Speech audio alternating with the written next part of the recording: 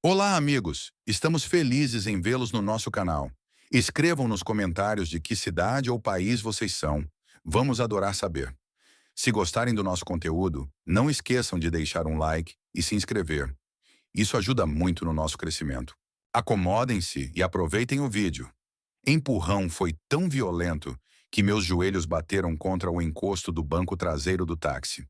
Rui fechou a porta com força, fazendo o vidro tremer, e por um instante temi que se partisse. Leve-o para aquele asilo no interior e deixe-o lá, gritou ele ao motorista, a voz carregada de desprezo. Não me importa o que faça, mas não quero vê-lo nunca mais. Minhas mãos tremiam enquanto me agarrava ao assento. Aos 74 anos, nunca imaginei que meu próprio filho me trataria como lixo a ser descartado. O motorista, um homem de meia idade com cabelos grisalhos nas têmporas, olhou-me pelo retrovisor. Havia algo em seus olhos, uma expressão que não consegui decifrar naquele momento de pavor e humilhação. Ouviu o que eu disse? Logramos Rui, batendo no teto do carro. Ande logo, tenho coisas importantes a fazer. O dinheiro trocou de mãos rapidamente, notas amassadas que meu filho jogou pela janela, como se pagasse para se livrar de um animal incômodo. Quando o táxi começou a se mover, vi pela janela traseira Rui se afastando sem nem olhar para trás. Seus passos eram firmes, quase alegres, como se tivesse resolvido o maior problema de sua vida. Meu coração se partiu em 1000 pedaços. Esse era o mesmo menino que eu carregara nos ombros quando suas pernas cansavam, que eu consolara nas noites de febre. O motorista permaneceu em silêncio desde que partimos. Seus olhos continuavam a me observar pelo retrovisor, e eu sentia uma mudança no ar dentro do táxi. Não era a resignação que eu esperava sentir rumo ao meu destino final, mas uma tensão estranha, como se o ambiente estivesse carregado de eletricidade. Senhor, murmurei com a voz quebrada, por favor, não me faça isso. Tenho dinheiro guardado em casa. Posso pagar mais do que meu filho lhe deu. Minhas palavras saíam entrecortadas, desesperadas. Não tenho para onde ir. Não tenho mais ninguém. Foi então que o motorista parou o carro na beira da estrada. Meu coração gelou. Pensei que me abandonaria ali, no meio do nada, para cumprir as ordens de Rui da forma mais cruel. Mas ao se virar para mim, seus olhos estavam marejados. Doutor Antônio, sussurrou com uma voz que me soou vagamente familiar. O senhor não me reconhece, mas eu jamais esqueceria seu rosto. O senhor salvou minha vida há 25 anos. O mundo pareceu parar. O som do tráfego, o vento, tudo se dissipou enquanto eu encarava aquele homem, que me olhava com uma mistura de dor e determinação. Havia algo em suas feições, na curva de seus olhos, que despertava uma lembrança distante. Meu nome é Manuel, continuou ele, secando uma lágrima. Eu tinha 28 anos quando cheguei ao hospital com uma hemorragia interna após um acidente de carro em Lisboa. Os outros médicos disseram que era tarde demais, que não valia tentar, mas o senhor não desistiu. Passou 10 horas me operando, e quando acordei, 4 dias depois, o senhor ainda estava lá, verificando se eu estava bem. As memórias voltaram como ondas. Manuel Souza, o jovem eletricista que chegou sangrando numa madrugada chuvosa de novembro. Sua esposa, Teresa, chorando na sala de espera, grávida do segundo filho. Foi a operação mais desafiadora da minha carreira, lutando contra o tempo enquanto a vida dele escorria entre meus dedos. O senhor disse à minha esposa para não se preocupar, que faria tudo para me trazer de volta. Prosseguiu Manuel, a voz mais firme. E cumpriu. Graças ao Senhor, vi meus 4 filhos crescerem, levei-os à escola, vi-os se formarem. Minha vida, minha família, tudo devo ao Senhor. Lágrimas escorriam por meu rosto enquanto as lembranças se aclaravam. Lembrei-me da satisfação ao ver Manuel abrir os olhos após a cirurgia, do sorriso grato de Teresa, do abraço que ele me deu quando finalmente se levantou. Doutor, disse Manuel, virando-se completamente para mim, seu filho não sabe com quem se meteu. Juro pela vida que o senhor me devolveu que não permitirei que o machuquem assim. Nem ele, nem ninguém. Suas palavras ecoaram em meu peito como um alívio inesperado. Nos últimos meses, eu começara a acreditar que minha vida não tinha valor, que os anos dedicados a salvar vidas foram em vão. Rui se encarregara de reforçar isso, especialmente após a morte de Maria, minha esposa, no último ano. Você é um fardo, velho. dissera-me na semana anterior, revistando os papéis da casa com olhos gananciosos. Para que viver aqui sozinho? É uma casa grande demais para um idoso inútil. Suas palavras cortaram como facas, mas o que mais doía era a frieza com que as dizia, como se eu fosse um objeto a ser descartado. Manuel ligou o motor novamente, mas, em vez de seguir para o interior, tomou o caminho de volta à cidade. Vamos para sua casa, doutor. Precisamos conversar com calma e planejar o que fazer com seu filho. Sua determinação me tranquilizou e, ao mesmo tempo, me assustou. Não estava acostumado a alguém lutar por mim. Durante o trajeto, as memórias inundaram minha mente como fotos tiradas de uma gaveta empoeirada. Lembrei-me dos anos dourados como médico no Hospital de São João, em Porto. Foram 45 anos dedicados a curar, consolar, passar noites em claro quando a vida de alguém pendia por um fio.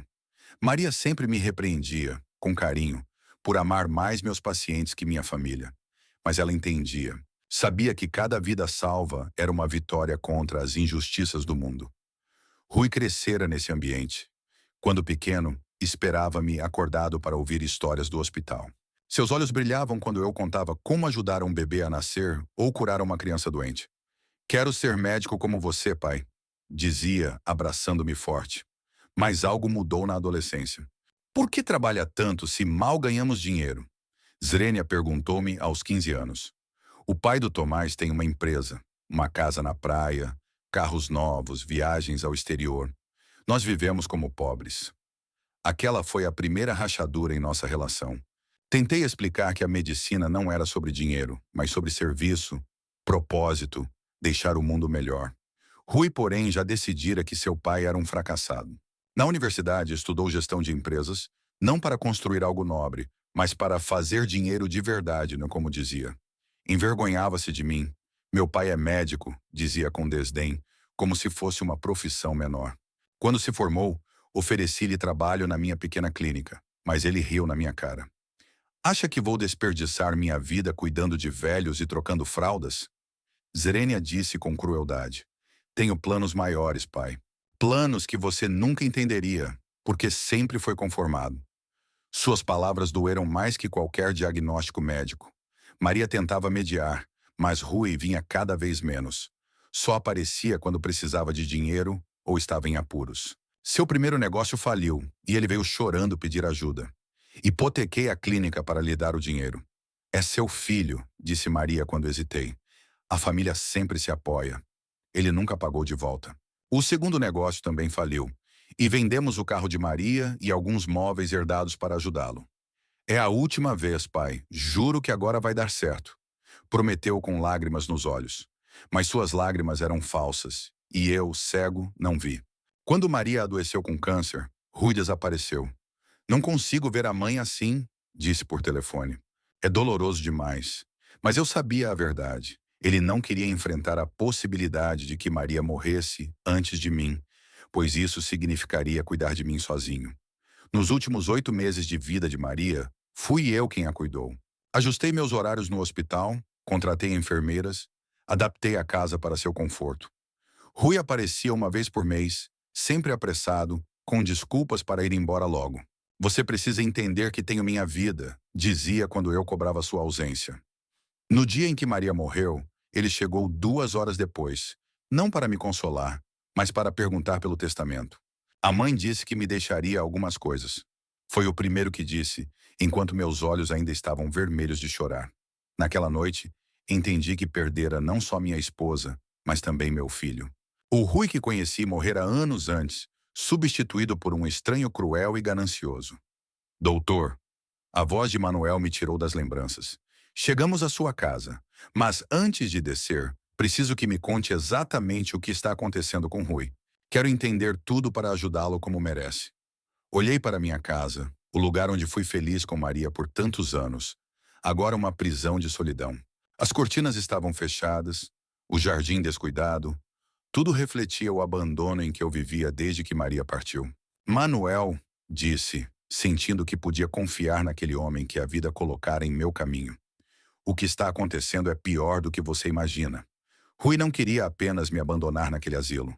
Ele está planejando algo muito mais terrível, e hoje foi só o primeiro passo. Manuel desligou o motor e me fitou com uma intensidade que remetia aos meus tempos de cirurgias urgentes, quando cada segundo contava para salvar uma vida. Conte-me tudo, doutor, do início ao fim.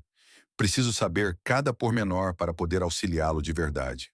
Sua voz carregava aquela solidez forjada por quem já encarou a morte de frente e saiu valorizando cada respiração. Descemos do táxi e adentramos a casa. O silêncio que nos envolveu era o de sempre.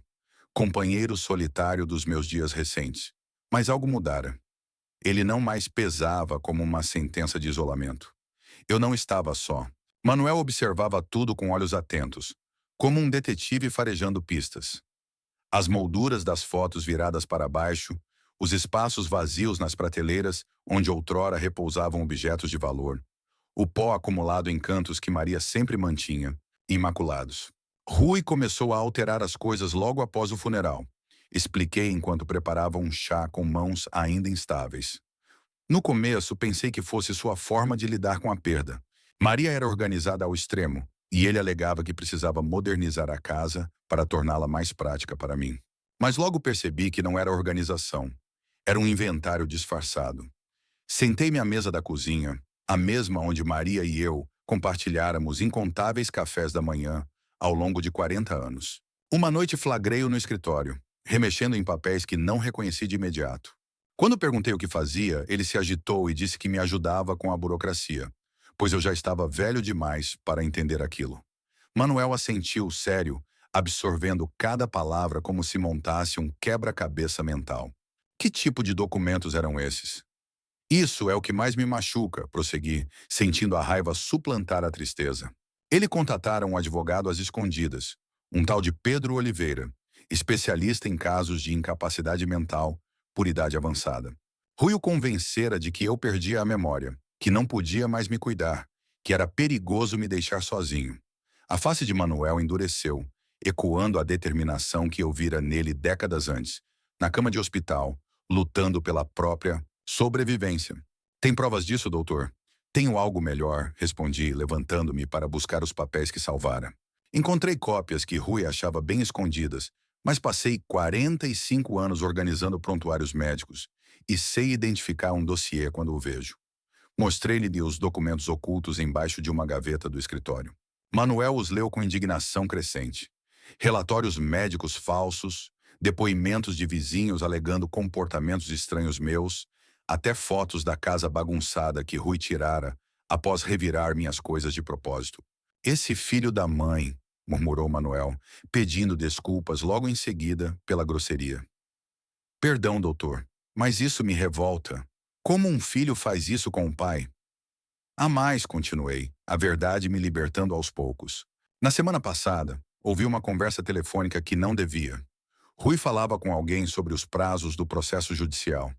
Dizia que, uma vez me declarando incapaz, teria poder sobre minhas propriedades e contas.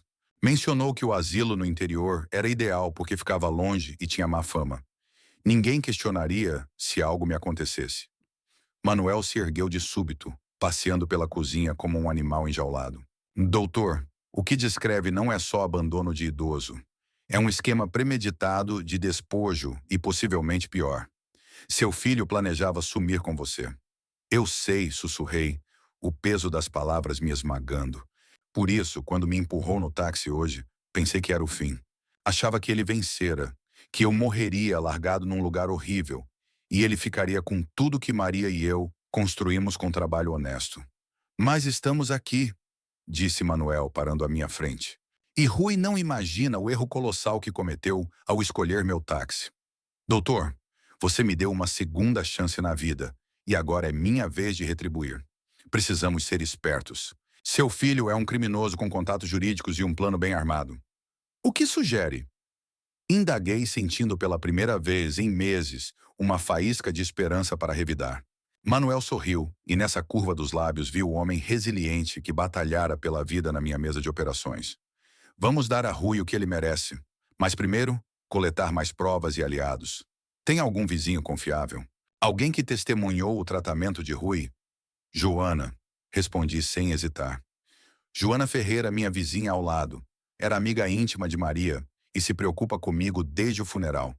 Viu Rui vir só para gritar e levar coisas da casa. Até ofereceu que eu ficasse com ela se me sentisse inseguro. Ótimo, aprovou Manuel. E conhece um advogado honesto, fora do alcance de seu filho? Pensei por um instante. Tiago Santos, colega antigo da universidade. Especializou-se em direito familiar e sempre foi íntegro. Cuidou do testamento de Maria e conhece nossa situação financeira. Pode nos orientar sobre opções legais. Excelente, disse Manuel, esfregando as mãos. Doutor, montaremos um caso sólido contra Rui, mas acima de tudo, garantiremos que ele nunca mais machuque ninguém, como tentou com você. Nesse momento, meu telefone tocou.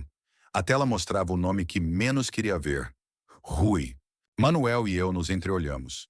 Ele assentiu, sinalizando para atender no viva voz. Pai, a voz de Rui soou falsamente preocupada. Como está? Espero que tenha chegado bem ao asilo. Sei que no início pode ser duro se adaptar, mas vai ver que é o melhor para você. O médico disse que tem episódios de confusão e lá vão cuidar melhor do que eu podia em casa. Manuel crispou os punhos, mas me gesticulou para manter a calma e jogar o jogo. A armadilha funcionava. Rui confessava seu plano ao telefone, sem saber que Manuel ativara uma gravação discreta. Rui! Consegui dizer com voz trêmula. Não quero ficar aqui. Por favor, venha me buscar. Podemos resolver isso. Não, pai, endureceu ele. Já decidi. É o melhor para todos. Vou cuidar da casa enquanto você fica aí.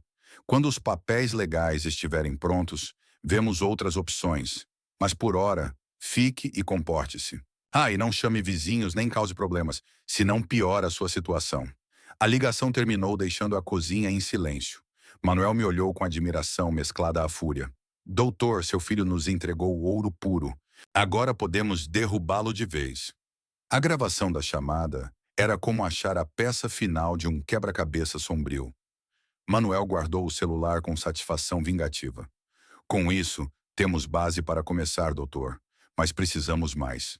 Rui crê que você está no asilo, então agirá com mais ousadia. Isso será a sua ruína. Nas horas seguintes, traçamos um plano que Maria aprovaria por sua precisão cirúrgica.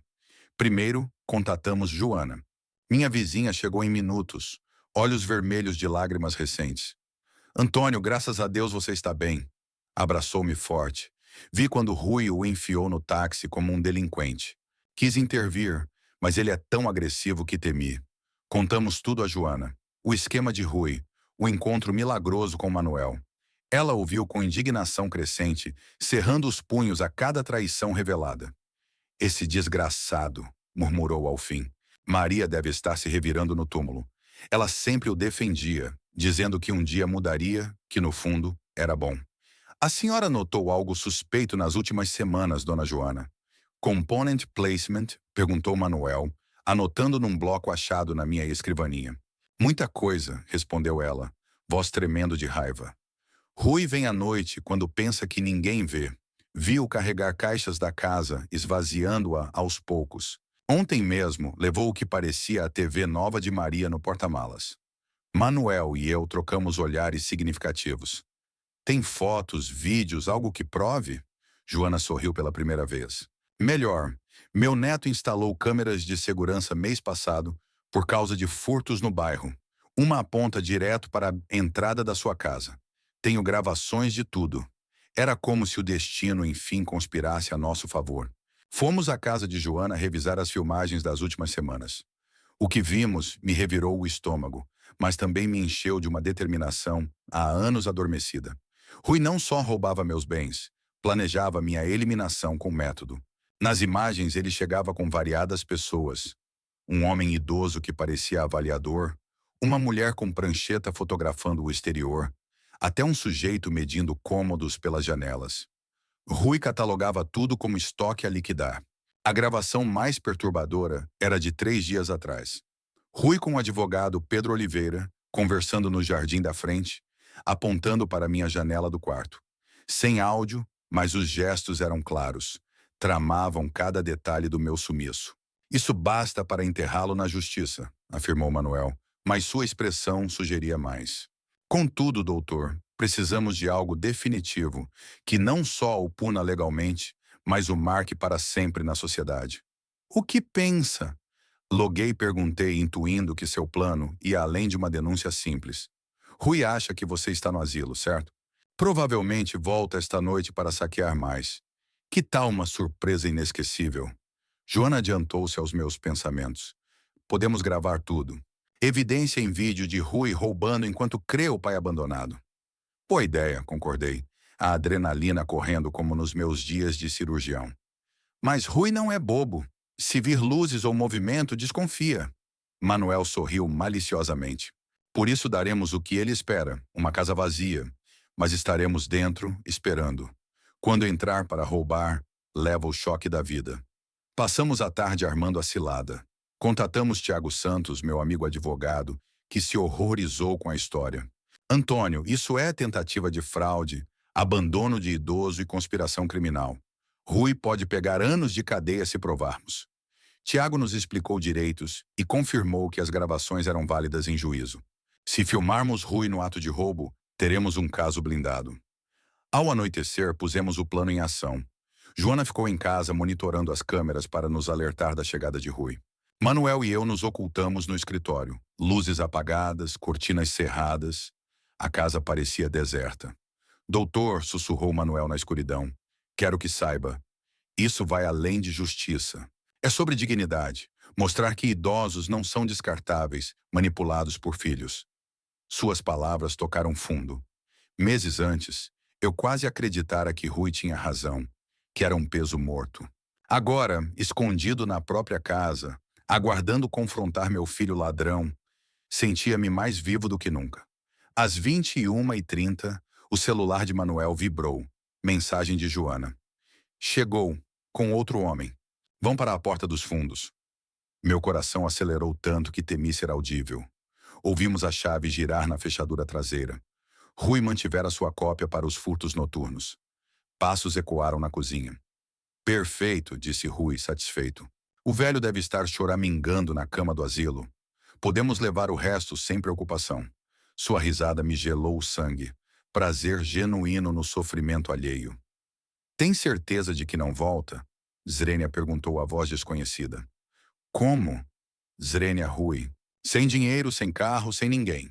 Amanhã à tarde terei a ordem judicial dando controle total dos bens. O velho está liquidado e nem notou que planejei desde a morte da mãe. Manuel apertou meu ombro, pedindo calma. Ouvir Rui tratar a morte de Maria como chance de negócio me encheu de fúria inédita. Esse não era meu filho. Um impostor no corpo do menino que amei.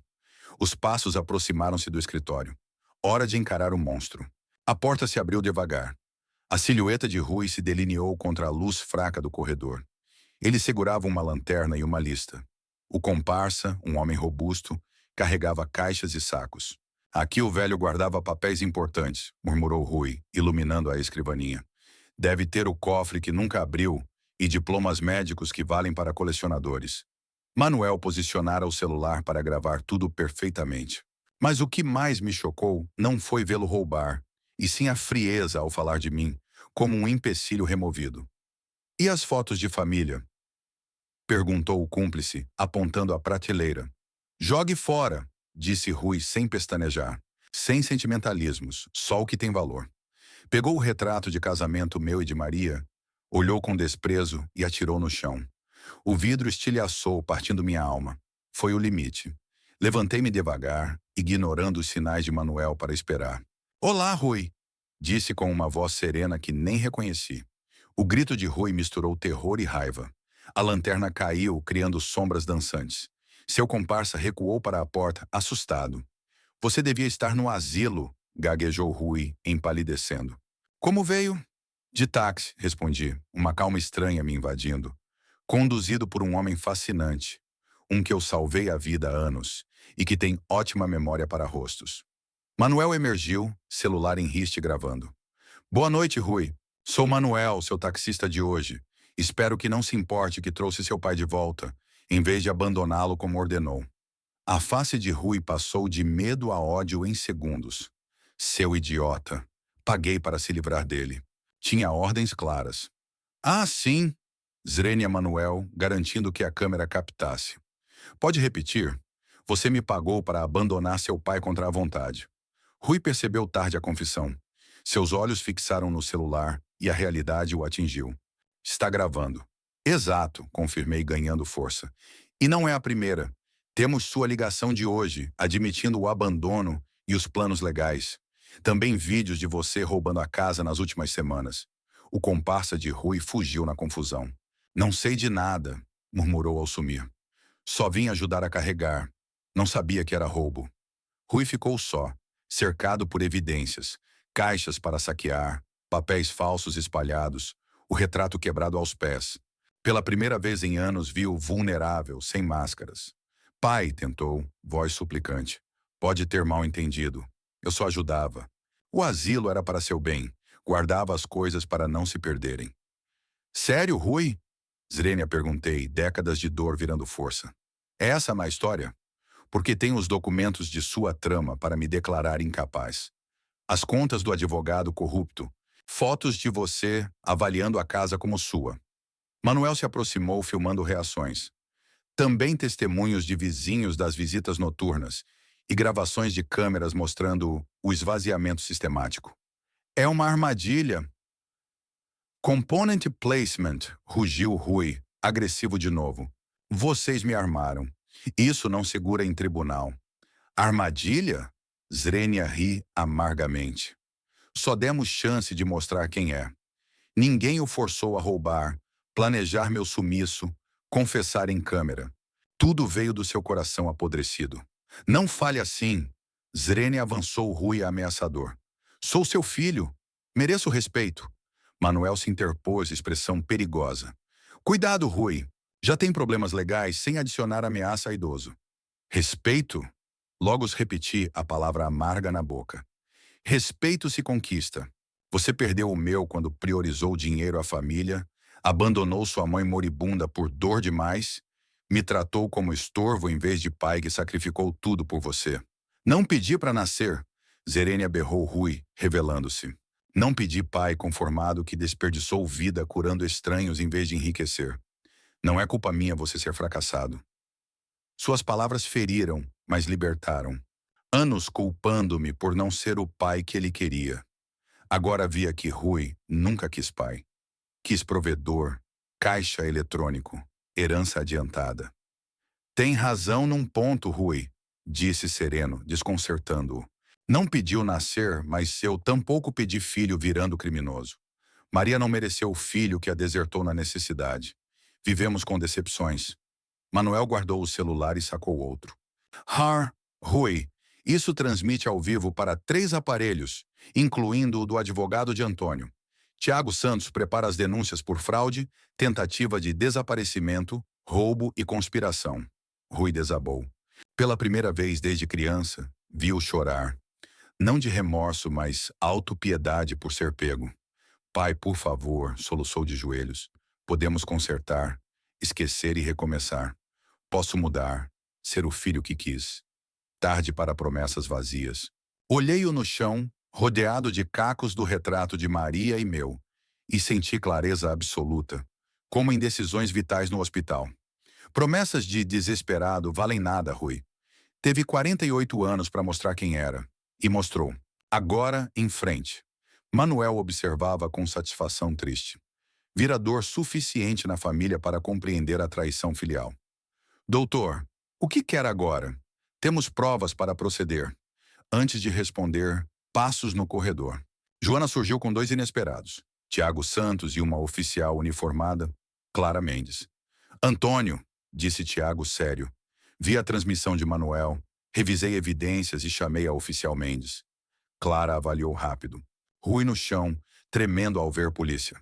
Rui Costa está preso por fraude, abandono de idoso, roubo e conspiração. Tem direito ao silêncio. Absurdo. Se component placement, gritou Rui levantando-se. É meu pai. Tenho direito de cuidar dele. O asilo era pro bem dele. Tiago sacou uma pasta. Rui, tenho cópias dos documentos falsos para incapacitá-lo. Gravações de hoje confessando planos e roubo. Sua preocupação não convence juiz. Joana interveio indignada. E tenho 3 semanas de câmeras mostrando saques, mais 6 vizinhos prontos a testemunhar abusos. Rui olhou ao redor, acuado. Você planejou isso, acusou-me. Sabia que o taxista trairia. É vingança. Não, Rui, respondi calmo. É justiça. Só por suas escolhas estamos aqui. Manuel encarou. O mais triste, Rui. Seu pai é herói. Salvou centenas, incluindo eu. E você, filho, o tratou como lixo. Não me dê lições, Zrenia rebateu Rui. Não sabe o que é ter pai ausente, amando pacientes mais que família. Sério? Zrenia explodiu Joana. Lembro bem de você criança, Rui. Seu pai cancelava cirurgias para suas peças escolares. Trabalhava dobrado para sua universidade privada. Seus pais se sacrificaram por tudo que pedia. Maria se orgulhava de você, mesmo quando só vinha por dinheiro. Defendia ausências, egoísmo, e você a abandonou morrendo. Rui tentou interromper, mas Tiago o calou. Não diga mais nada. Cada palavra usa contra você. Já confessou o suficiente. Clara leu direitos e o algemou. Será levado à delegacia. Ao ser arrastado, Rui virou-se uma última vez, olhos cheios de ódio puro. Isso não acaba, velho. Ganhe esta, mas conheça o sistema. Luto até o fim e farei você pagar por me humilhar. Suas palavras não me amedrontaram. Trouxeram alívio. Rui mostrara o rosto verdadeiro. Não mais culpa de ser mau pai. Ele escolhera ser mau homem. Rui, disse, fitando-o enquanto o levavam. Maria e eu te amamos incondicionalmente por 48 anos. Demos tudo e mais. Se não bastou para te tornar decente, nada bastaria. O problema nunca fomos nós. Foi você e suas escolhas. Agora viva com elas. Rui debateu-se, mas foi levado. Seus gritos ecoaram, sumindo com as sirenas. A casa silenciou. Não opressivo, mas limpo, promissor. Tiago pôs mão no meu ombro. Antônio, deve doer perder filho assim. Não perdi hoje, interrompi, claro. Perdi anos atrás, quando o dinheiro superou família. Hoje só reconheci o que negava. Joana abraçou-me. Maria ficaria orgulhosa. Defendeu-se, respeitou-se, mostrou que idosos não são vítimas manipuláveis. Manuel falou enfim. Doutor, sua força impressiona. Após tudo, buscou justiça, não vingança. A diferença é enorme. Ele tinha razão. Não vingativo. Livre. Os dias seguintes foram um vórtice legal e emocional, como nos meus picos hospitalares. Tiago anulou documentos falsos de Rui. Atualizações diárias confirmavam. Rui tramara minha destruição por meses. Antônio, disse Tiago numa manhã. O advogado corrupto, Oliveira, coopera com autoridades. Rui não era o único cliente nesses esquemas. Há outros 4 idosos despojados similarmente. A notícia me abalou. Rui parte de rede maior explorando vulneráveis. E as vítimas? Zrenia perguntei, minha dor se expandindo. Graças ao seu caso, ajudaremos todas, sorriu Tiago. Seu coragem salva mais que você. Manuel virou presença constante. Visitas diárias, ora pelo caso, ora por conversa amiga. Sua gratidão evoluiu para respeito mútuo entre sobreviventes. Doutor, disse numa tarde de chá, penso nisso desde aquela noite. Você me deu segunda chance há 25 anos, mas isso te deu uma também. Como? Zrenia perguntei, intuindo. Antes vivia como morto, resignado à vítima de Rui, aceitando vida sem valor. Agora luta, decide, defende direitos, seus e de outros idosos. Verdade. Pós-Maria, vi a vida como epílogo doloroso. Agora, revitalizado com propósito. Joana transformou-se. Ajudar contra Rui despertou consciência social. Antônio, disse podando meu jardim, que ela cuidava nos meus dias ruins. Falei com vizinhas, não é único com filhos exploradores. Sério? Ir component placement, indaguei, não surpreso. Idosos são alvos comuns. Contou de Susana, convencida pela filha a assinar papéis transferindo casa. De Helena Vasques, ameaçada pelo neto por dinheiro. Indignação familiar surgiu, como outrora, com injustiças médicas. Joana, precisamos mais que resolver meu caso. Essa charla gerou nosso projeto maior. Com Tiago, Manuel e Joana, organizamos reuniões comunitárias educando idosos sobre direitos, proteção contra abusos familiares. Primeira na minha sala, 6 pessoas. Logo lotando o centro do bairro. Histórias ouvidas eram dilacerantes. Filhos roubando pensões, netos chantageando emocionalmente, parentes isolando de amigos. O de Antônio não é isolado, explicava Tiago. Padrão crescente de abuso, mas seu exemplo prova defesa possível com informação e apoio. Manuel contava sua história, destacando como bondade passada cria redes inesperadas. Boas ações voltam quando mais precisamos. Nunca tarde para laços de respeito e solidariedade. Reuniões viraram comunidade. Idosos compartilhavam sem vergonha, recebendo conselhos práticos, enquanto o processo contra Rui avançava. Fiança alta o manteve preso.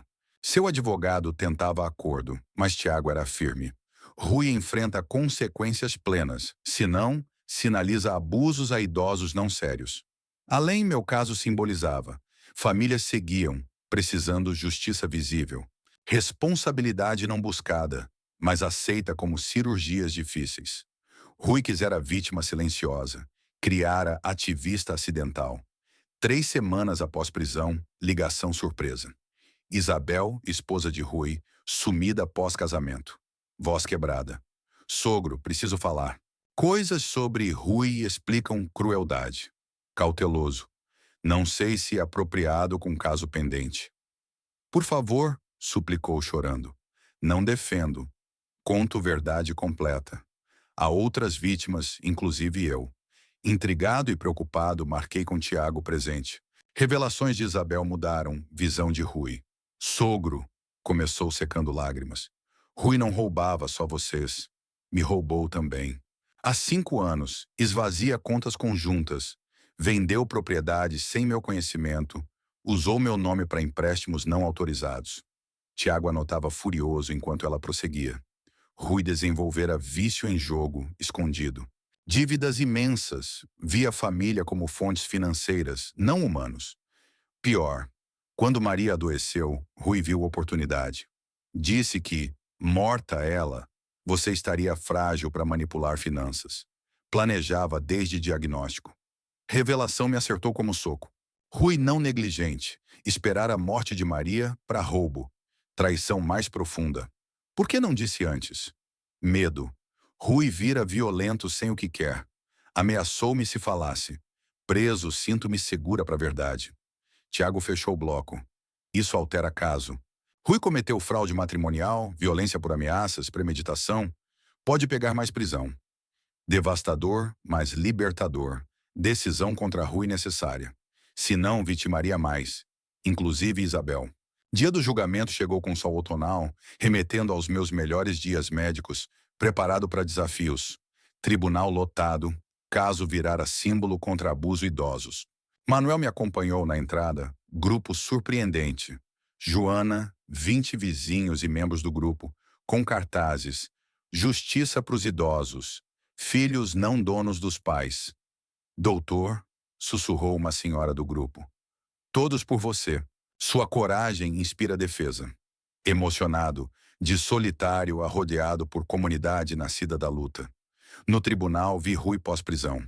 Magro, desgrenhado, olheiras profundas. Expressão não remorso. Fúria fria ao me ver. Seu advogado, Vasco Nunes, hábil mas sem escrúpulos, alegava Rui vítima circunstancial.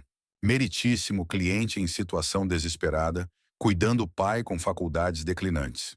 Tiago rebateu preciso. Evidências mostram não cuidado. Plano calculado para despojar dignidade, bens, talvez vida. Não filial mal entendido, conspiração criminal. Primeira testemunha, Isabel, testemunho arrasador.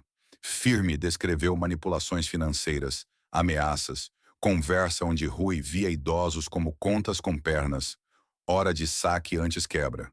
Rui disse textualmente, declarou fitando o juiz. Impacto ecoou. Vasco tentou descreditar. Não testemunha por ressentimento marital? Isabel fria.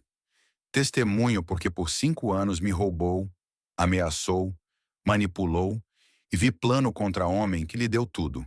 Se é ressentimento, culpada. Joana seguiu. Testemunho técnico sobre gravações, emocional sobre imagens projetadas, Rui saqueando enquanto me crê abandonado. Silêncio absoluto no tribunal. Manuel testemunhou eventos da noite, mas adicionou perspectiva. Meritíssimo doutor salvou-me quando jovem. Ensinou valor medido por tratamento a indefesos. Ver filho tratá-lo como lixo, doloroso. Meu testemunho veio sereno, como anos falando famílias em crise hospitalar. Rui, sabe tudo dito aqui verdade. Sabe Maria e eu demos tudo. Sabe transformou amor em fraqueza explorável. Advogado objetou a argumentação. Juiz permitiu. Em 45 anos médico, vi famílias em crises revelarem caráter. Algumas fortalecem, outras desmoronam. Doença de Maria e minha idade não criaram sua crueldade. Revelaram. Sempre lá, esperando chance. Contra-interrogatório de Vasco previsível. Pintou-me confuso. Não idade afeta julgamento sobre intenções de Rui?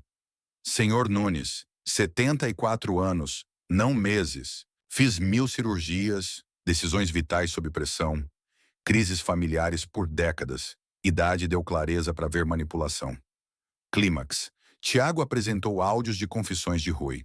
Voz enchendo o tribunal, admitindo frieza, abandono, rindo de sofrimento suposto. Silêncio denso. Jurados olhavam Rui com nojo. Vasco parecia encolher. Rui testemunhou contra conselho. Erro fatal. Sob Tiago, máscara caiu, revelando narcisismo. Verdade disse, expôs idosos contas com pernas. Fora contexto. Que contexto aceita? Sem resposta, Rui explodiu.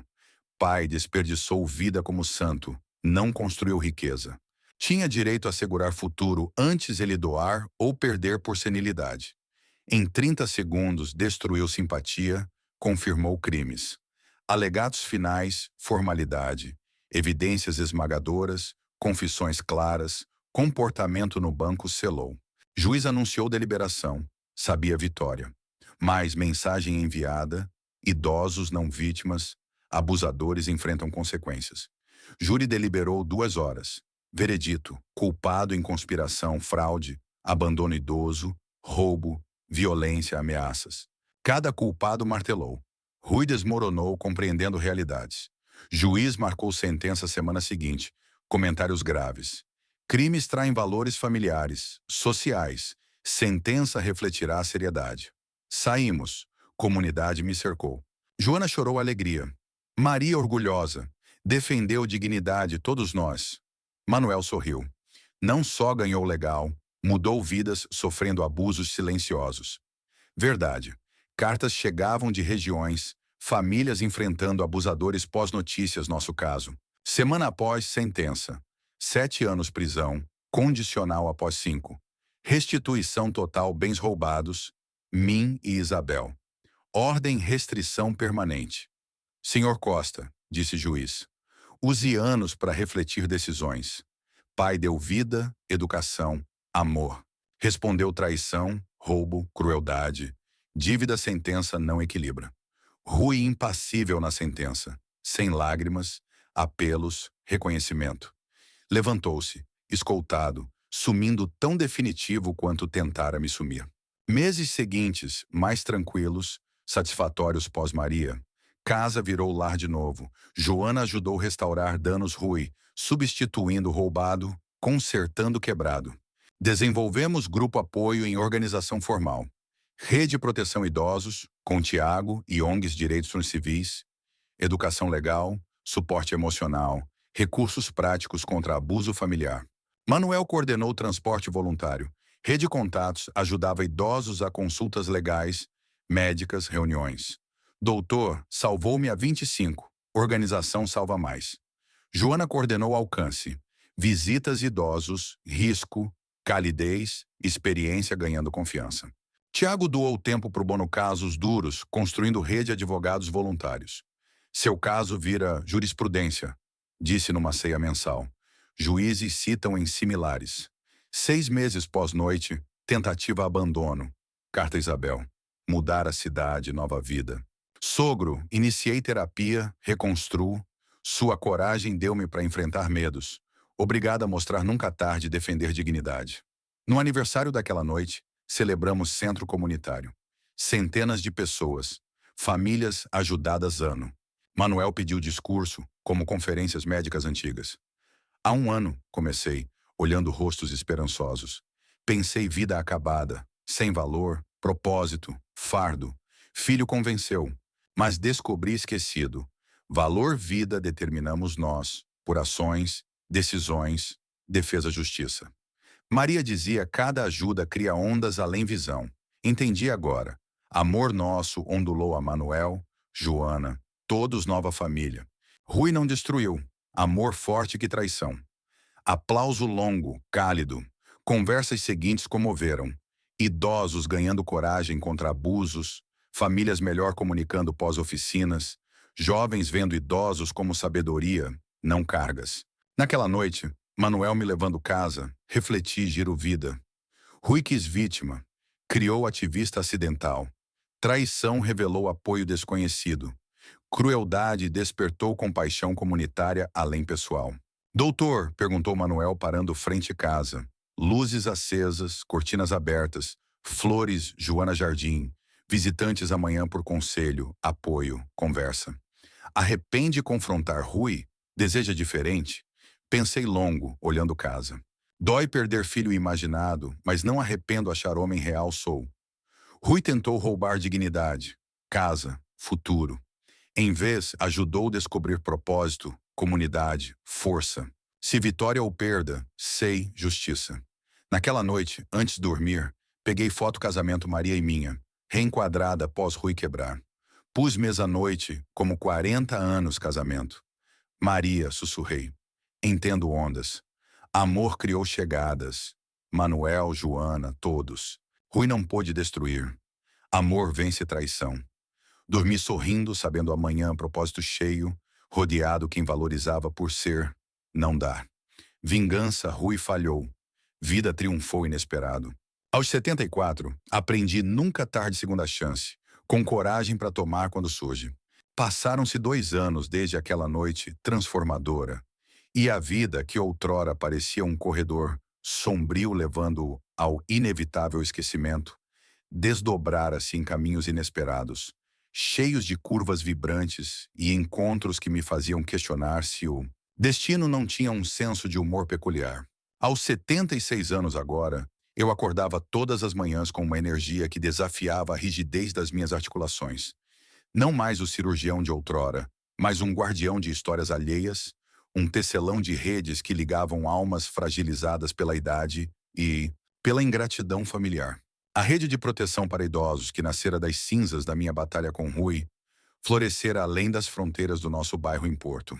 Com o apoio de doações locais e parcerias com associações nacionais, como a Associação Portuguesa de Apoio à Vítima, expandíramos para workshops online, linhas de apoio 24 horas e até um pequeno centro de acolhimento temporário para idosos em risco imediato de abuso. Manuel, meu fiel companheiro nessa jornada, assumira não só o transporte, mas também o papel de mentor para voluntários mais jovens. Taxistas e motoristas de aplicativos que ele recrutava nas suas corridas diárias pela cidade. Doutor, veja só, dizia-me ele numa manhã chuvosa, enquanto dirigíamos para uma reunião no centro comunitário. Ontem peguei um passageiro que era neto de uma senhora que ajudamos no ano passado. Ele me contou que, graças ao nosso grupo, reconectou-se com a avó e agora a visita toda semana. As ondas de que Maria falava continuam se espalhando, hein? Sorri olhando pela janela embaçada, onde as gotas de chuva traçavam padrões caóticos no vidro. Sim, as ondas persistiam, mas agora eu via que elas não eram lineares. Às vezes voltavam como marés, trazendo desafios que testavam nossa resiliência. Um desses desafios surgiu numa tarde de outono, quando recebi um e-mail anônimo no endereço da rede. O remetente usava um pseudônimo genérico, Filho Arrependido, e o conteúdo era uma confissão velada. Vi sua história nos jornais. Meu pai é como você foi, um homem bom, mas eu o tratei mal por ganância. Quero consertar, mas não sei como. Ajude-me. Joana, que monitorava as comunicações, insistiu que investigássemos antes de responder. Antônio pode ser uma armadilha. Lembra daqueles golpistas que tentaram se infiltrar no grupo no ano passado, fingindo ser vítimas para roubar dados? Tinha razão. Havíamos lidado com fraudes, pessoas que viam na nossa organização uma oportunidade para explorar vulneráveis de outra. Forma. Persona. Mas algo naquele e-mail ecoava genuíno. Uma dor crua que eu reconhecia das minhas noites insones, refletindo sobre Rui. Decidimos responder com cautela, marcando um encontro virtual anônimo. O homem que apareceu na tela era jovem, por volta dos 40, com olhos cansados e uma barba mal feita, que sugeria noites mal dormidas. Chamava-se Luiz, e sua história desabafou como um rio represado. Filho de um pescador aposentado em Setúbal, ele havia pressionado o pai a vender a casa de família para financiar um negócio falido, deixando o idoso numa pensão barata e isolada. Eu achava que era temporário, doutor, mas o dinheiro sumiu em dívidas. E agora ele mal fala comigo. Vi seu caso na TVI e pensei, talvez haja redenção. Manuel, participando da chamada, interveio com sua sabedoria prática. Redenção não cai do céu, Luiz. Comece com ações. Visite seu pai sem pedir nada. Ouça-o. Peça perdão sincero. Nós podemos mediar, mas o trabalho é seu. Aquela interação abriu uma nova vertente na rede. Um programa de reconciliação familiar, onde filhos ou parentes arrependidos podiam participar de sessões guiadas por psicólogos voluntários. Tiago, nosso advogado, adaptou contratos simples para proteger os idosos de recaídas abusivas, como cláusulas que garantiam independência financeira, mesmo em reconciliações. Antônio, isso é inovador, comentou ele numa reunião estratégica. Não só protegemos vítimas, mas oferecemos caminhos para perpetradores mudarem. Seu confronto com Rui inspirou isso. Mostrou que o ciclo pode quebrar. E quebrava de aos poucos. Luiz reconectou-se com o pai e sua história virou testemunho em nossos workshops, incentivando outros a buscarem mudança antes que fosse tarde. Mas nem tudo era suave. Rui, cumprindo pena em Caxias, tentara contatar-me indiretamente através de um ex-colega de negócios, enviando uma carta disfarçada de saudações de um amigo comum. O texto era manipulador, falando de mal-entendidos do passado e sugerindo que eu considerasse perdoar para o bem da família. Joana a interceptou no correio da rede e alertou as autoridades. Ele não muda, Antônio. Ainda tenta jogar com sua culpa. De fato, investigações revelaram que Rui mantinha contatos com redes de fraude, mesmo atrás das grades, orientando presidiários em esquemas semelhantes. Tiago moveu uma ação para estender sua restrição, e o juiz familiar com o caso aprovou. O senhor Costa demonstra persistência na conduta criminal. Proteção adicional é necessária. Essa reviravolta me levou a uma reflexão profunda durante uma caminhada solitária pelo Douro, onde o rio serpenteava preguiçosamente sob o sol poente. Eu me sentava num banco, observando casais idosos passeando de mãos dadas, e pensava em Maria. Como ela teria lidado com isso? Ela sempre via o bem nas pessoas, mesmo em Rui, nos seus piores momentos. Talvez ele precise de ajuda, não punição eterna, diria ela. Mas eu aprendera que misericórdia sem limites vira cumplicidade. Decidi visitar a prisão, não para confrontá-lo, mas para uma conversa final, mediada por Tiago e um psicólogo prisional. Pai, disse Rui ao me ver através do vidro, sua voz ecoando metálica pelo interfone. Ele emagrecera mais, mas o olhar ainda carregava aquela centelha de manipulação. Veio me tirar daqui? Percebeu o erro? Não, Rui, respondi com uma tranquilidade forjada em anos de cirurgias, onde a emoção não tinha lugar. Vim porque sua carta mostrou que você ainda não entendeu. Não há mal-entendido. Há escolhas suas que feriram não só a mim, mas a memória de sua mãe, e agora tenta estender isso a outros. Ele riu, amargo. Sempre o herói, hein? Salvando o mundo enquanto ignora o filho. Foi por isso que me tornei assim. Você nunca esteve lá. Manuel, que me acompanhara até a porta da prisão, esperava do lado de fora e depois comentou. Doutor, ele joga a culpa em você para não encarar a própria. Mas você fez o certo. Fechou o ciclo sem dar brecha. Daquela visita surgiu uma parceria com o sistema prisional. Workshops para detentos sobre responsabilidade familiar, usando meu caso como estudo. Um presidiário inspirado escreveu-me. Sua história me fez repensar como tratei minha avó. Quando sair, vou pedir perdão. As ondas novamente se ampliando. Joana organizou um evento anual, o Dia da Dignidade Idosa, com palestras, feiras de saúde e exposições de arte feitas por membros do grupo.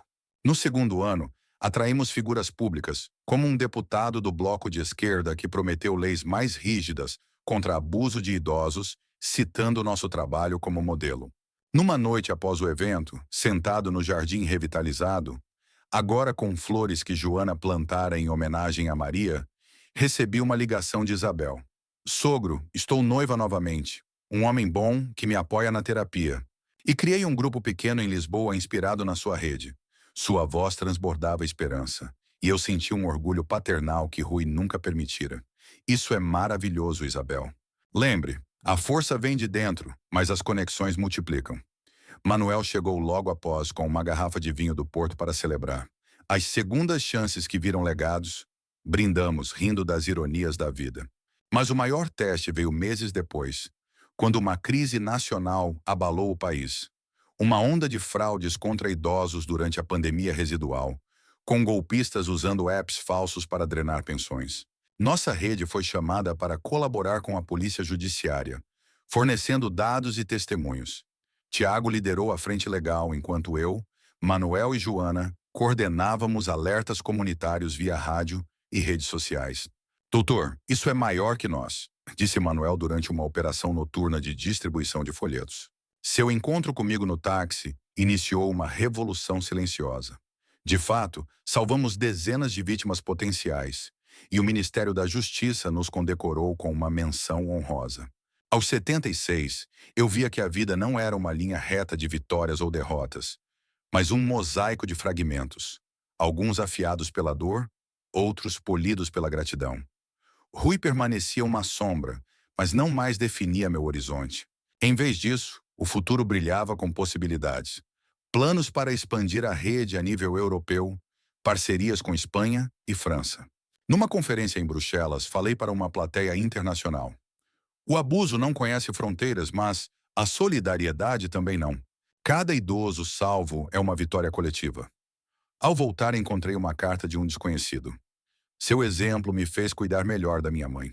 Obrigado por mostrar que heróis envelhecem, mas não param. E assim as noites solitárias deram lugar a dias plenos, onde o eco de Maria sussurrava encorajamento em cada decisão. Manuel, Joana, Tiago, minha família escolhida, garantiam que o legado perdurasse. Rui falhara em me quebrar. Em vez disso, forjara um homem renascido, pronto para as próximas ondas que o rio da vida trouxesse. Com o vinho do Porto brilhando nos copos sob a luz do jardim, Manuel e eu trocamos olhares que carregavam o peso de anos compartilhados. Não mais como salvador e salvo, mas como iguais navegando as correntes imprevisíveis da existência. Joana chegara momentos depois, trazendo um bolo caseiro de amêndoa que cheirava a memórias de festas antigas em Trás-os-Montes. E Tiago telefonara para se juntar virtualmente, sua voz ecoando pelo alto-falante do celular como um eco distante de salas de tribunal. Sortou. As vitórias que se disfarçam de derrotas, brindou Manuel, erguendo o copo com um brilho nos olhos que misturava nostalgia e uma pitada de travessura. Naquela noite, conversamos não sobre os triunfos da rede, mas sobre as pequenas reviravoltas do cotidiano, como o neto de Joana, agora um adolescente teimoso, começara a voluntariar nas nossas sessões, distribuindo panfletos com uma seriedade que nos fazia rir, ou como Tiago conseguira, numa manobra jurídica astuta, reverter um caso de herança fraudulenta para uma viúva em Faro, usando precedentes do meu próprio julgamento. Mas o amanhecer seguinte trouxe uma tempestade inesperada. Não de nuvens, mas de burocracia e intrigas que testariam os alicerces da nossa criação. Acordei com o telefone tocando insistentemente, o número desconhecido piscando na tela como um presságio. Era uma repórter da RTP, ansiosa por uma entrevista exclusiva. Doutor Antônio, correm boatos de que sua rede está sendo investigada por lavagem de dinheiro. Fontes anônimas alegam que doações estão sendo desviadas. Pode comentar?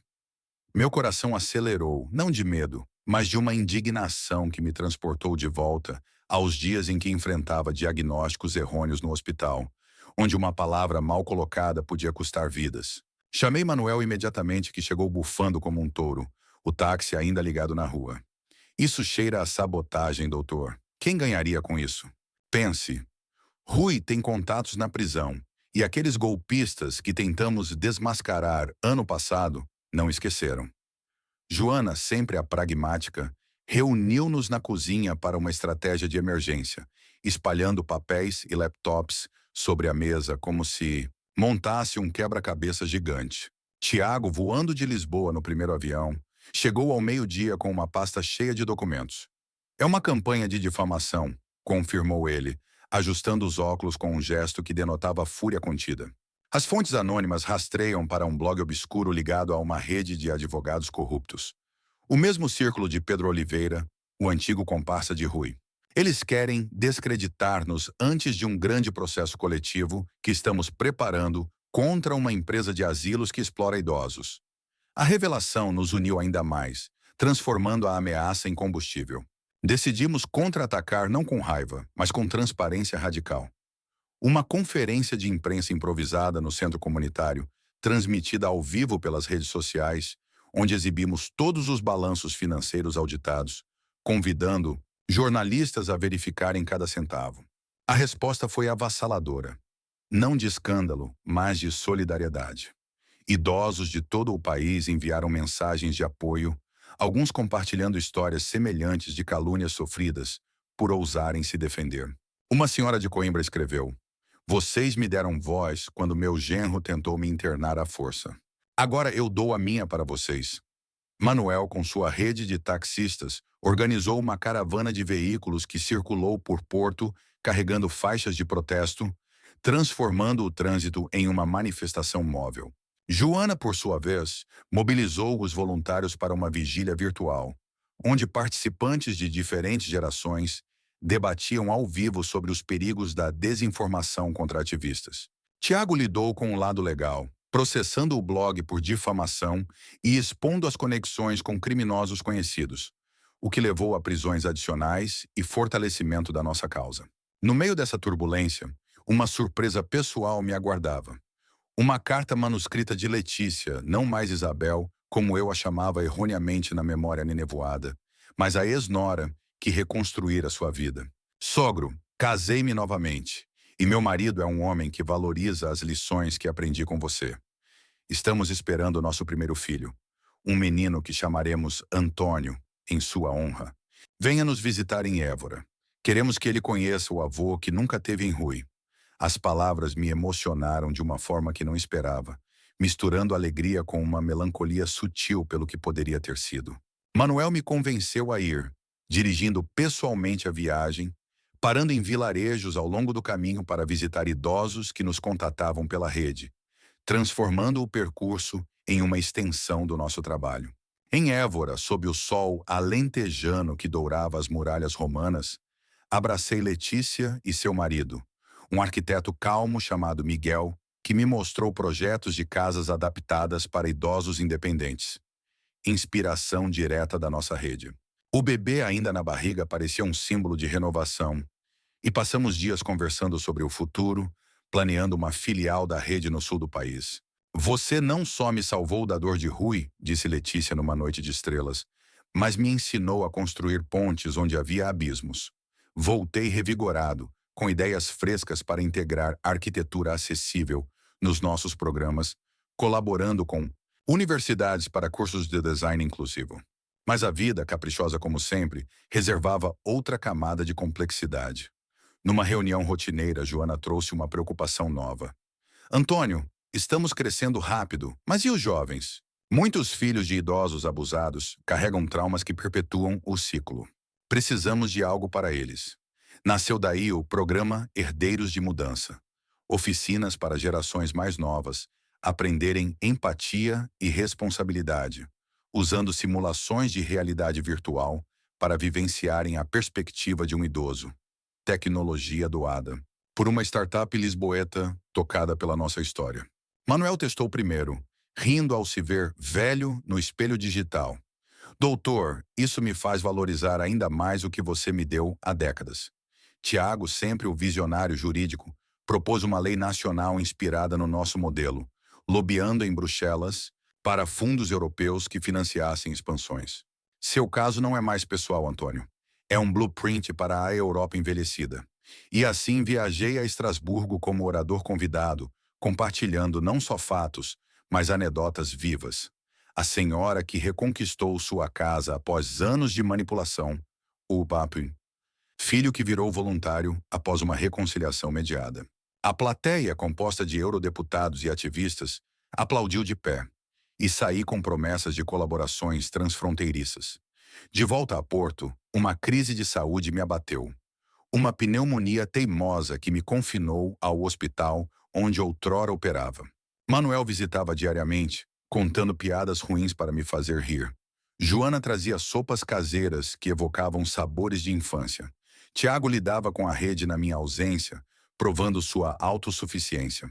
Letícia enviou fotos do bebê recém-nascido, um Antôniozinho de olhos curiosos que me motivou a recuperar. As ondas voltam, pensei, tossindo fracamente, mas sorrindo. Saí mais forte, com uma cicatriz nova no peito que me lembrava. Vulnerabilidade não é fraqueza, mas ponte para empatia. Os anos seguintes fluíram como o Douro em cheia. Expandimos a rede a Madrid e Paris, trocando experiências com grupos semelhantes. Espanhóis combatendo ijos desalmados, franceses lidando com abus familiar. Manuel aposentou o táxi para coordenar internacionalmente. Joana virou embaixadora cultural, organizando festivais onde idosos contavam lendas portuguesas, misturadas a lições de resiliência. Tiago elegeu-se para um cargo local, impulsionando leis protetoras. E eu, tornei-me o narrador, escrevendo um livro de memórias que viraria best-seller. Ondas de Dignidade, doado integralmente à rede. Num crepúsculo sereno aos 78, sentei-me no jardim com o pequeno Antônio no colo. Letícia viera visitar. Ele brincava com uma concha do mar, sussurrando segredos ininteligíveis, enquanto Manuel e Joana preparavam um churrasco. Tiago chegaria em breve com novidades de Bruxelas. Maria, veja isso, murmurei ao vento. De uma traição, nasceu um oceano. O menino riu e eu soube. As ondas continuavam, infinitas, carregando não dor, mas esperança renovada para quem ousasse surfá-las. Enquanto o riso inocente do pequeno Antônio ecoava pelo jardim como um eco de pureza perdida e reencontrada, uma brisa noturna trouxe o aroma salgado do mar distante, misturando-se ao cheiro de carvão do churrasco que Manuel avivava com gestos.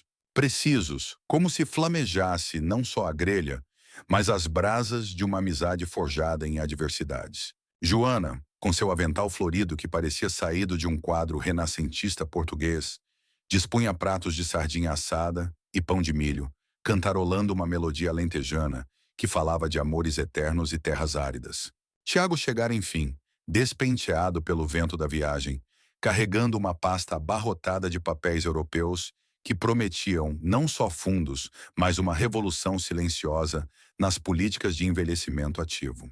Doutor, Bruxelas está fervendo com suas ideias, anunciou ele, sentando-se à mesa improvisada sob as estrelas, onde lanternas solares dançavam luzes suaves sobre nossas faces, marcadas pelo tempo. A conversa fluiu como vinho tinto de uma garrafa antiga, tocando em territórios inexplorados. Não mais os triunfos passados, mas vislumbres de horizontes que se desdobravam como mapas antigos desdobrados à luz de vela. Letícia, com sua barriga ainda arredondada pela maternidade recente, compartilhava sonhos de um centro em Évora que integrasse terapia artística para idosos traumatizados, inspirada nas exposições que Joana organizara. Quadros pintados por mãos, trêmulas que contavam sagas de resiliência, como o de uma avó que retratara sua luta contra um neto explorador em tons vibrantes de azul atlântico. Manuel, sempre o contador de causos, interrompeu com uma anedota fresca. Hoje, no caminho de volta do aeroporto, peguei um passageiro que era um ex-presidiário. Ele me reconheceu da TV, doutor. Disse que seu workshop na prisão o fez escrever cartas de reconciliação para a mãe em Viana do Castelo. Agora, ele trabalha numa padaria e envia remessas mensais sem pedir nada em troca. Tiago assentiu, folheando suas notas com dedos ágeis que pareciam dançar sobre as páginas. Isso alinha com o que ouvi em Estrasburgo. Estão propondo uma diretiva europeia que incorpore nossos programas de herdeiros, mas com um twist: integrar IA para detectar padrões de abuso em transações bancárias de idosos. Imagine, Antônio, algoritmos que alertam antes que o dano se instale, como um estetoscópio digital para o coração financeiro da velhice. A ideia me intrigou, evocando memórias de noites no hospital, onde máquinas bipavam alertas vitais. Agora, a tecnologia poderia bipar contra traições familiares, transformando dados frios em escudos quentes de proteção. Joana, séptica como sempre, ergueu uma sobrancelha. Belo, mas e a privacidade? Não queremos virar espiões de nossos próprios filhos. Discutimos até altas horas, equilibrando inovação com ética, como equilibristas num fio esticado sobre o abismo da modernidade. O dia seguinte amanheceu com uma surpresa que quebrou a rotina, como um raio num céu sereno. Uma convocação oficial do Ministério da Justiça para testemunhar no inquérito parlamentar sobre abusos sistêmicos em lares de idosos, inspirado diretamente no escândalo que desmascaramos anos atrás com as gravações de Joana. Manuel me levou até Lisboa num trajeto que serpenteava por estradas ladeadas de sobreiros. Parando em Óbidos, para um café rápido, onde conversamos com uma artesã local que contava histórias de avós isolados durante a pandemia, cujas vozes ecoavam nas nossas campanhas. Doutor, isso é maior que nós, murmurou ele, acelerando pela autoestrada. Seu empurrão no táxi iniciou uma avalanche que agora rola montanha abaixo, arrastando leis velhas e abrindo caminhos novos. No parlamento, sob os lustres imponentes que iluminavam rostos sérios de deputados de todos os espectros políticos, eu falei, não como vítima, mas como cartógrafo de dores coletivas. Senhores, o abuso não é um incidente isolado, mas um vírus que se espalha por negligência societal. Nossa rede mapeou milhares de casos, de Minho ao Algarve, de ilhas a continentes, onde idosos são reduzidos a commodities por aqueles que deveriam protegê-los. Mas encontramos antídotos. Educação que planta sementes de empatia em jovens, leis que erguem barreiras contra a ganância, comunidades que tecem redes de apoio mais fortes que qualquer corrente familiar quebrada. Tiago, ao meu lado, suplementou com dados precisos, gráficos que dançavam na tela como pulsos vitais, provando impactos mensuráveis. Reduções de 30% em denúncias de fraude em regiões cobertas pela nossa iniciativa. A audiência terminou com aplausos, mas o verdadeiro prêmio veio nos corredores, onde um deputado do PSD me abordou. Doutor Antônio, sua história inspirou um projeto de lei bipartite. Queremos nomeá-lo consultor honorário. Traga sua rede para moldar o futuro.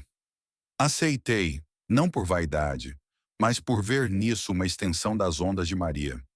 Cada lei aprovada seria uma maré alta erguendo barcos encalhados de dignidade perdida. De volta a Porto, Joana nos esperava com uma festa surpresa no centro comunitário, onde idosos dançavam fado ao som de uma guitarra portuguesa tocada por um voluntário cego que aprendera o instrumento na prisão, graças aos nossos workshops. Manuel, sempre o alma da festa, puxou-me para uma dança improvisada, rindo. Doutor, quem diria que um taxista e um cirurgião virariam revolucionários de pantufas? Mas a alegria durou pouco. Uma crise pessoal irrompeu como uma ferida reaberta. Recebi uma ligação de Caxias. Rui sofrera um colapso na prisão, diagnosticado com uma condição cardíaca grave, ecoando ironicamente as hemorragias que eu operara décadas atrás. O diretor pedia minha presença, não como pai, mas como médico aposentado que poderia oferecer insights. Hesitei. Memórias de traições inundando como veneno. Mas Letícia, ao saber, insistiu. Sogro, vá. Não por ele, mas por você. Feche o ciclo com compaixão, não ódio. Manuel me levou, o silêncio no carro pesado como chumbo, quebrado apenas por suspiros. Na enfermaria prisional, Rui jazia pálido, tubos serpenteando seu corpo como raízes expostas. Pai, sussurrou ele ao me ver, voz fraca mas carregada de algo novo. Não manipulação, mas uma vulnerabilidade crua. Não esperava você aqui. Sentei-me ao lado, examinando os monitores com olhos treinados. Rui, a vida tem ironias. Você tentou me descartar, e agora o destino te coloca na posição que eu salvei tantos. Ele chorou então, lágrimas genuínas que lavavam anos de amargura. Eu errei, pai. Na cela li seu livro. Vi o que causei, não só a você, mas a mim mesmo. Quero mudar se houver tempo. Não perdoei de imediato. Perdoar não é esquecer, mas soltar o peso. Orientei os médicos prisionais sobre tratamentos alternativos, baseados na minha experiência, e saí prometendo visitas mensais, não como obrigação, mas como ponte tênue para a redenção possível. Manuel, esperando fora, comentou: Doutor, isso foi grandeza. Rui pode não merecer, mas você sim. Essa experiência infundiu nova camada na rede. Programas de saúde mental para perpetradores, integrando terapia cognitivo-comportamental com narrativas de vítimas, criando diálogos que curavam feridas bilaterais. Joana liderou o piloto em Porto, com Rui como caso anônimo inicial, suas cartas de reflexão virando material para sessões anônimas. Tiago adaptou leis para incentivar reabilitação em sentenças, reduzindo recidivas. Letícia, inspirada, incorporou isso no seu centro em Évora, onde o pequeno Antônio crescia ouvindo histórias de avô como lendas modernas. Anos voaram como folhas ao vento. Aos 80, eu viajava menos, mas a rede pulsava global, com filiais na América Latina, conectando diásporas portuguesas em São Paulo e Rio. Manuel, agora avô, treinava sucessores em táxis elétricos, contando minha saga como fábula urbana. Joana publicou um livro de receitas terapêuticas, onde cada prato curava almas tanto quanto corpos. Tiago ascendeu a ministro, impulsionando reformas continentais. E Rui, libertado condicionalmente após tratamento, juntou-se à rede como voluntário anônimo, palestrando sobre o lado sombrio da ganância, sua voz rouca ecoando o remorso autêntico. Numa tarde de verão em Cascais, com o oceano rugindo promessas eternas, reuni todos num piquenique. Letícia com seu filho adolescente, Manuel com netos barulhentos, Joana com voluntários, Tiago com colegas políticos. O pequeno Antônio, agora jovem, me entregou uma concha gravada para o avô que surfou as ondas. Ri sentindo Maria no vento. Não surfei sozinho, nós todos remamos juntos. A conversa se estendeu até o pôr do sol, tecendo planos para um mundo onde idosos não fossem ilhas, mas arquipélagos conectados de força e graça. As ondas, afinal, não terminavam. Elas se reinventavam, carregando-nos para praias inexploradas de possibilidade e paz. Enquanto o sol mergulhava no horizonte de Cascais, tingindo o céu de tons que pareciam pinceladas de um pintor enlouquecido, laranjas furiosos misturados a púrpuras melancólicos, o pequeno Antônio soltou a concha gravada e correu para as ondas. Rasas, suas perninhas chutando areia como se desafiasse o mar a um duelo infantil. Letícia o seguiu, rindo com uma liberdade que eu invejava, enquanto Miguel, seu marido, acendia uma fogueira improvisada com galhos secos coletados na praia, as chamas crepitando como segredos sussurrados ao vento. Manuel, com sua barriga proeminente agora mais pronunciada pelos anos de coordenação global, distribuía cervejas geladas de uma geleira portátil, contando anedotas sobre taxistas brasileiros que aderiram à rede via videochamadas caóticas, onde o samba invadia as discussões sobre direitos idosos. Joana, sempre a âncora prática, montava sanduíches de atum com ervas frescas colhidas no seu herbário urbano, enquanto Tiago debatia com um colega político via telefone, gesticulando como se pudesse moldar leis com as mãos. A noite avançou em espirais imprevisíveis, conversas saltando de tópicos como vagalumes erráticos, de receitas ancestrais que Joana adaptara para dietas geriátricas, incorporando algas do Atlântico para combater a artrite, a protótipos de app esqui. Tiago desenvolvia com startups em Coimbra, onde sensores vestíveis detectavam isolamento social em idosos solitários, enviando alertas automáticos para vizinhos voluntários. Letícia compartilhava vislumbres de seu centro em Évora, agora um hub multicultural com imigrantes africanos, ensinando danças rituais a idosos portugueses, fundindo ritmos de Angola com o cante alentejano em sessões que curavam almas tanto quanto corpos. O jovem Antônio voltou molhado e risonho, trazendo conchas como troféus, e eu o sentei no colo, contando-lhe fábulas inventadas sobre um cirurgião que operava corações partidos não com bisturis, mas com fios tecidos de perdão e tenacidade.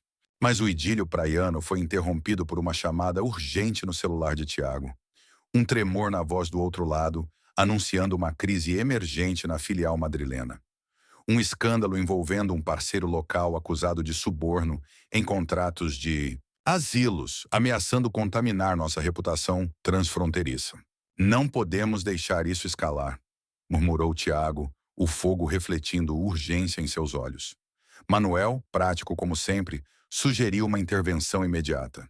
Eu vou para lá amanhã, doutor. Conheço uns contatos em Sevilha que podem mediar. Joana, com sua intuição afiada, propôs uma auditoria digital remota, usando ferramentas de blockchain que um voluntário indiano introduzira na rede para rastrear transações com transparência imutável. Letícia, tocada pela maternidade recente, acrescentou: inclua uma perspectiva humana. Envie terapeutas para apoiar as vítimas espanholas, misturando nossas abordagens culturais. Parti com Manuel para Madrid no dia seguinte, numa viagem de trem que serpenteava por paisagens ibéricas mutantes. Vinhedos espanhóis sucedendo olivais portugueses, como se as fronteiras fossem meras ilusões geográficas. Chegando, encontramos o caos. Idosos protestando nas ruas com cartazes em castelhano rabiscados à mão, denunciando quartos úmidos e refeições racionadas em lares superfaturados. Nossa equipe local, liderada por uma ativista basca chamada Helena, nos guiou por becos estreitos até uma reunião clandestina em um café escondido, onde aromas de churros se misturavam a tensões palpáveis. Doutor Antônio, sua presença aqui é um farol, disse Helena, seus olhos verdes flamejando determinação.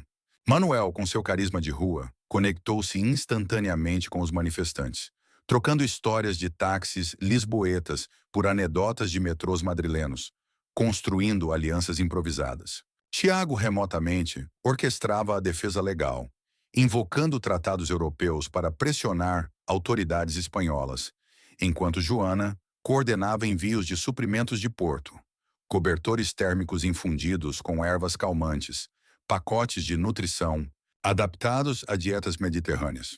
Letícia contribuiu com vídeos motivacionais gravados em Évora, onde idosos portugueses enviavam mensagens de solidariedade em um dialeto misto de portunhol, criando uma ponte emocional que transcendia idiomas.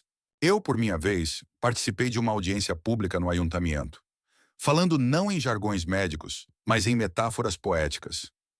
O envelhecimento é como um vinho envelhecido, ganha profundidade com o tempo, mas pode azedar se negligenciado. Nossas redes são as adegas que preservam essa essência, protegendo contra os ladrões que buscam diluí-la em lucro vazio. A resolução veio em camadas inesperadas.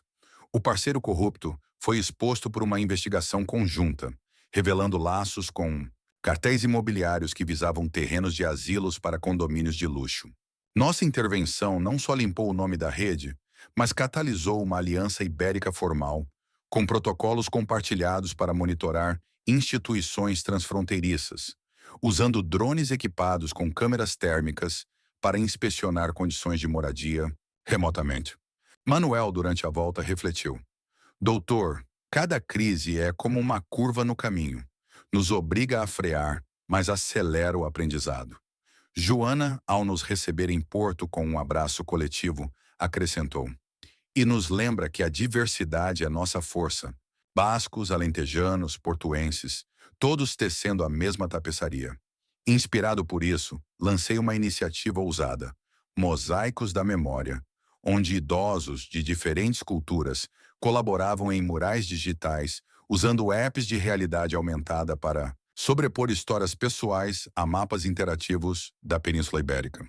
Tiago integrou isso a campanhas políticas, transformando os murais em ferramentas de lobby visual, projetados em sessões parlamentares para humanizar debates frios sobre orçamentos. Letícia adaptou o conceito em Évora, convidando refugiados sírios a mesclarem narrativas de exílio com lendas lusas, criando exposições que viajavam de feira em feira, atraindo turistas curiosos que se tornavam doadores involuntários. Rui, em sua jornada anônima de redenção, contribuiu sutilmente, enviando sugestões por e-mail codificado, propondo módulos de treinamento para guardas prisionais sobre detecção precoce de abusos emocionais, baseados em sua própria introspecção carcerária. Não nos encontramos pessoalmente. As feridas cicatrizavam, mas não desapareciam. Mas suas ideias floresciam em programas que reduziam violência institucional, como sensores de voz em celas que alertavam para tons de desespero. Manuel, ao saber, comentou com um suspiro: até as sombras podem projetar luz se o ângulo mudar. Aos 82, uma virada cósmica me abalou. Um convite da ONU para falar em Genebra sobre envelhecimento global, onde eu mesclaria minha saga com dados de indígena em redes asiáticas e africanas, destacando como pandemias digitais, deepfakes usados para fraudar idosos, exigiam defesas cibernéticas coletivas. Joana preparou minha mala com ervas protetoras contra jet lag. Manuel me levou ao aeroporto com playlists de fado remixado para acalmar nervos. Tiago enviou briefings criptografados sobre protocolos internacionais. Letícia e o jovem Antônio me ligaram do Alentejo. O menino agora um adolescente falante. Avô, conte sobre as ondas, mas adicione tsunamis de justiça. Em Genebra, sob tetos altos que ecoavam idiomas como uma Babel harmoniosa, eu discorri sobre fractais humanos. Cada idoso é um padrão repetitivo de experiências, ampliando-se em sociedades que os valorizam ou fraturando-se em isolamento. Nossas redes são os algoritmos que conectam esses fractais, transformando caos em cosmos. Aplausos choveram, seguidos de parcerias com ONGs indianas que combatiam castas etárias e grupos quenianos que integravam anciãos em economias digitais via criptomoedas comunitárias. De volta, uma inovação brotou. Ecovilas da idade. Comunidades sustentáveis em áreas rurais despovoadas, onde idosos gerenciavam fazendas orgânicas com robôs assistivos, produzindo alimentos que financiavam a rede. Joana liderou o protótipo em Douro, plantando vinhas resistentes ao clima mutante, enquanto Manuel treinava drones para entregas de medicamentos em vilarejos remotos. Tiago negociou subsídios europeus para painéis solares que alimentavam esses oásis. E Letícia trouxe artistas para murais vivos que contavam ciclos de vida em paredes de adobe. Rui, libertado plenamente aos 55, apareceu numa vila anônima, trabalhando como jardineiro. Não por obrigação, mas escolha. Nossos caminhos se cruzaram num evento casual. Ele plantando rosas, eu inspecionando. Pai, disse ele, mãos sujas de terra fértil. Não peço perdão novamente. Mostro com ações. Assenti vendo nele não o traidor, mas um broto renascido. As ondas agora nos carregavam juntos, não como pai e filho, mas como navegantes compartilhando o mesmo mar turbulento. Aos 85, o mundo girava em vórtices digitais. Nossa rede usava metaversos para simulações imersivas, onde jovens viviam um dia como idoso, sentindo artrite virtual para cultivar empatia real. Manuel, com óculos de VR, ria. Doutor, isso é melhor que qualquer táxi. Viagens sem combustível. Joana curava avatares com chás holográficos. Tiago legislava mundos virtuais contra abusos cibernéticos. Letícia e Antônio, agora um engenheiro, construíam pontes entre real e digital em Évora. E eu, sentado num banco virtual à beira de um Douro simulado, conversava com Maria em memórias aumentadas, sabendo que as ondas não eram mais meras metáforas. Eram o tecido da existência, tecendo destinos em padrões infinitos de reinvenção e conexão. O piquenique em Cascais fora apenas um grão de areia. O oceano inteiro nos aguardava, infinito e indomável.